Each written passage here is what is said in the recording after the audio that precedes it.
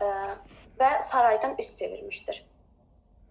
Elə bugünkü dərsimizin davamı olaraq qədim dövr Azərbaycan ədəbiyyatı, xüsusilə də 12-ci əsr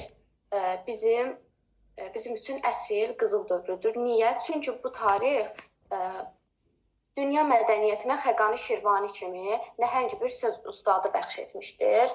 Xəqaninin yaradıcılığı, ölməz nəsihətləri və dərin həyatı fəlsəfəsi elə indiki dövrdə, indiki gənclərin həyatı ilə tam üst-üstə düşür.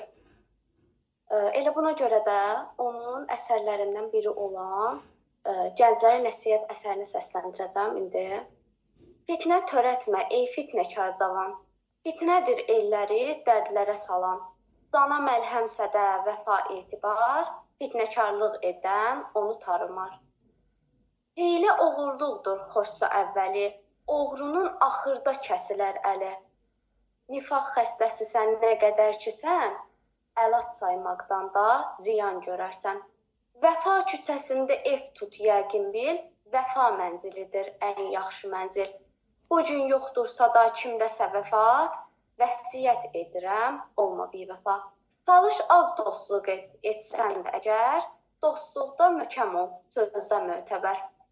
Dostu qobanlar olma yanına, yoxsa halın ağlar, yoxsa gözün ağlar bu əhvalına.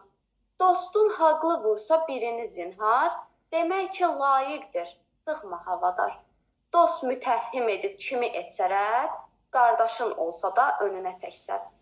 Qırsa bir budağı dost hirslənərək, o cənnət ağacı olsa da əl çək.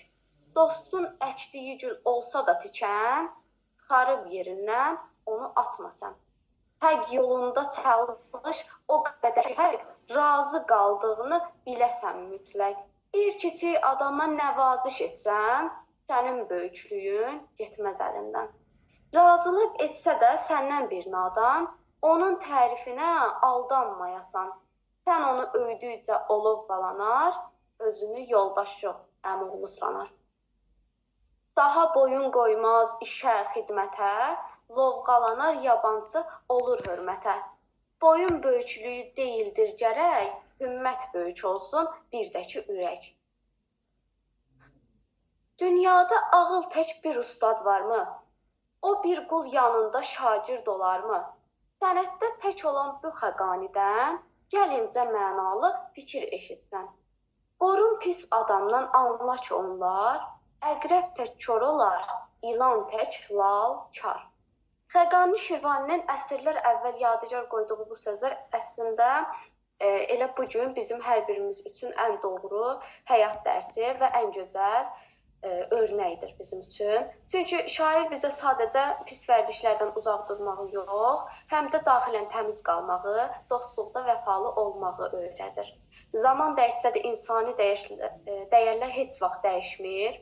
Elə buna görə də bu ölməz nəsihətlər hər bir gəncin yolunu işıqlandıran böyük bir nəsihətdir.